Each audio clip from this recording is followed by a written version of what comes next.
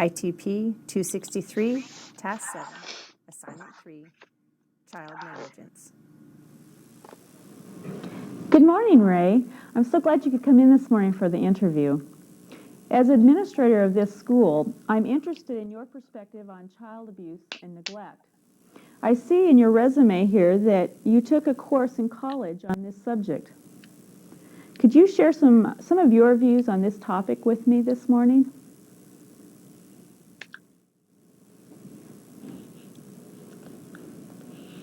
Yeah, I took a class on child neglect and abuse around adults as well.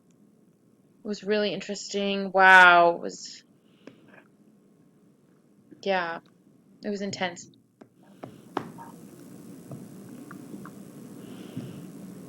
I learned about adults as well and children, how to notice and like if kids have poor clothes, if they never comb their hair, if their hair's a mess, no shoes on, socks, different things that are wrong, and noticing if the parents' behavior.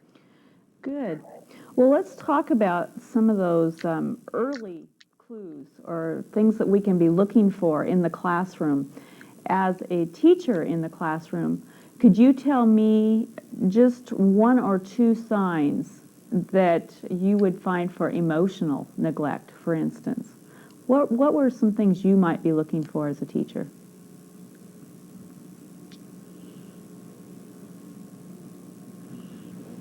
Yeah.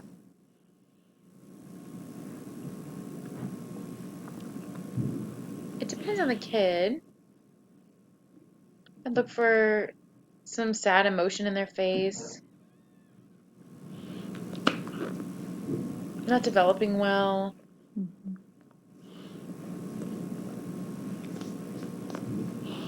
they're uncomfortable, things like that. What are some of the physical cues that you might look for? For instance, sucking their thumb, some of those kind of things. What might you be watching for?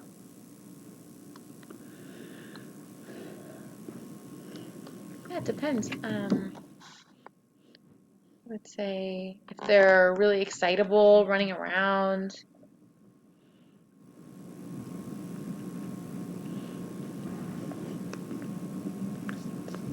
if they're uncomfortable,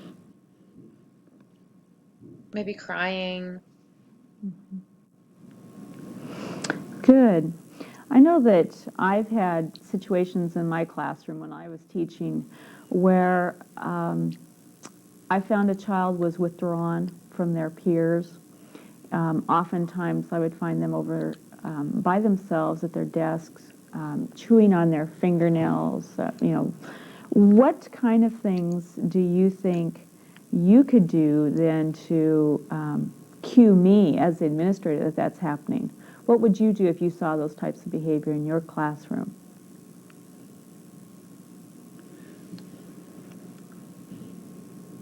If a kid was alone, I would go up to them and help them out, try and communicate with them, figure out if we could talk. See if I could engage the other children to come and communicate with the child and have them interact with other students. I've thought about this as a child growing up deaf. Did you ever feel isolated? Did you have people watching you thinking perhaps you were neglected? It seems like that could be one of the areas that would show up in some of our children who perhaps are having a difficulty communicating with others in their environment.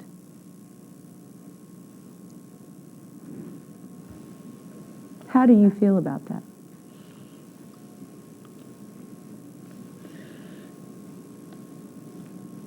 Yeah, for hearing and deaf kids, I mean, it's a little different, but they don't always interact the same.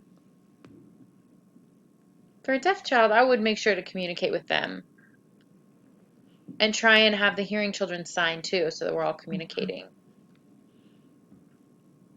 Good. Well, if it's okay, I'd like to also talk about some of the areas of physical neglect. And I know that you talked about that in your class. For instance, what would be some of the physical indicators for you if a child came to school consistently poorly dressed, that kind of thing? What other indicators would you look for of physical neglect or abuse from the home?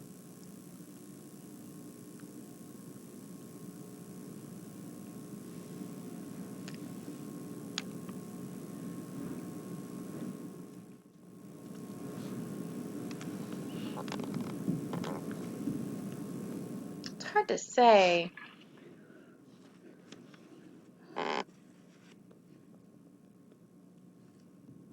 If I noticed the poor clothing, and if I met the parents and there was something wrong,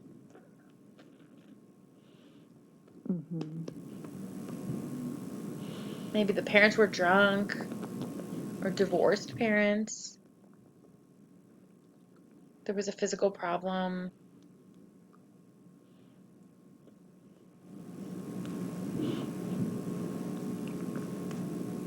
Maybe watch how they're communicating with each other, the parents and the kids. What about conferencing with the parents? How do you feel you could approach that? If you saw, for instance, a child who came to school hungry, or you began to detect malnourishment, a child that didn't have energy to participate, those kind of things, how do you feel you could approach that in your classroom?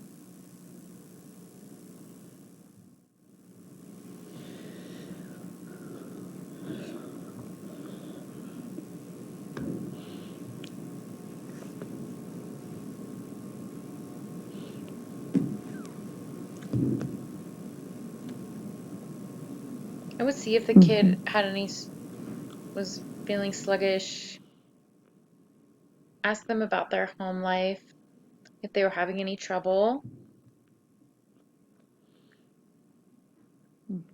Maybe see if neglect comes up.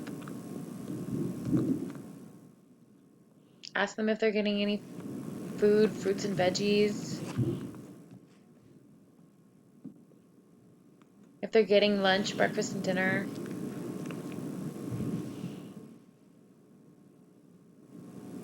Well, that sounds very helpful. I know that our school does have a reduced meal program, the cost for hot meals here on, at the facility. Perhaps one thing you could also suggest to them is that they look into getting their child on a program at the school. There's a variety of things that I feel I can do as an administrator in this school and as a teacher to help a child have a positive school experience.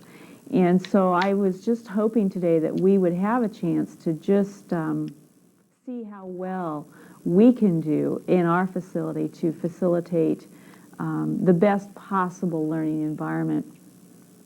I was also thinking about how we might talk to parents and bring them into our work with the child. Can you think of other things that you could possibly do as the teacher in regards to physical or emotional neglect from the home?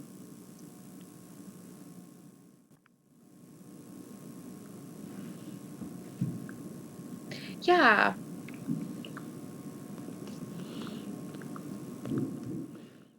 Making sure they're on the food program if they need food. Making sure the parents have some information. Make sure they're getting the help they need. The parents are divorced or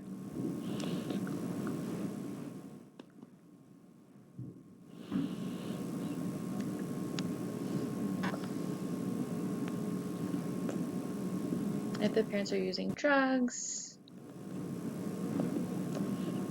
then take the drugs away.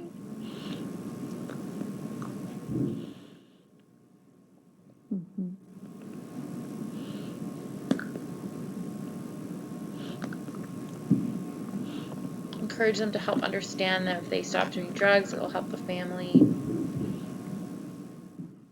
Right.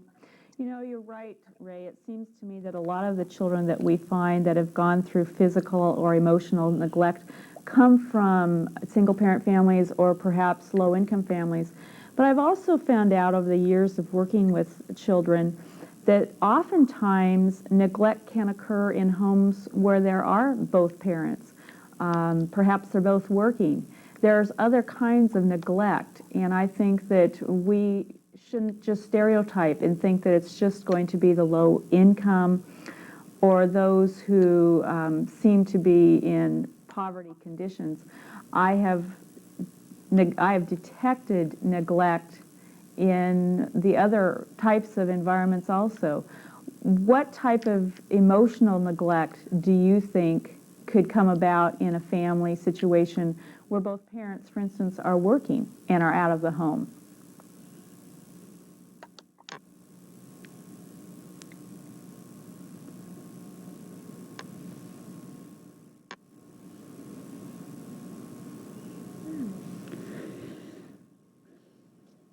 Depends if both parents are working and the child is left alone and all the responsibility falls on themselves and the parents are working all the time, then the child has to feed itself.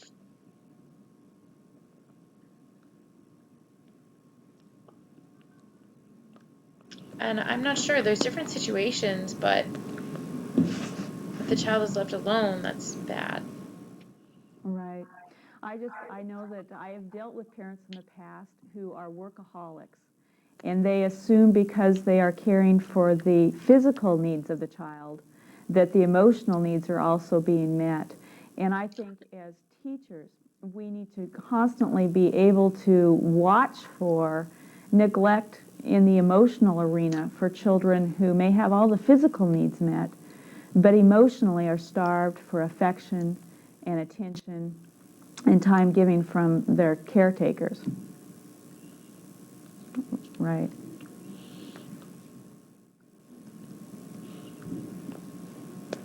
Yeah, if the parents are working all the time and leaving alone and leaving their kids, that's not good. Needs to spend time with their children and not just leave them at home. Right. They become sad and bored and frustrated and afraid. Mm-hmm. Well, I really appreciate, Ray, what appears to me that you have looked at the whole gamut of child abuse and neglect. And I think that it will be good if we do indeed offer you a position on our staff, that you could come to us with some good qualifications that would help us in detecting these things in the classroom. I appreciate the time that you've spent with me today. I think it's been profitable for both of us, and I do look forward to spending more time with you in the future.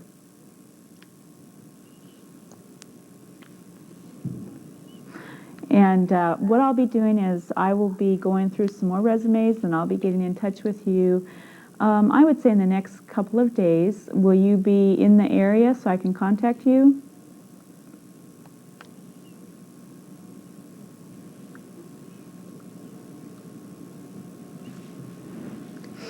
Good. Okay. Well, thank you, Ray. I appreciate, again, as I said, that you came in today and took the time to talk with me. Thank you.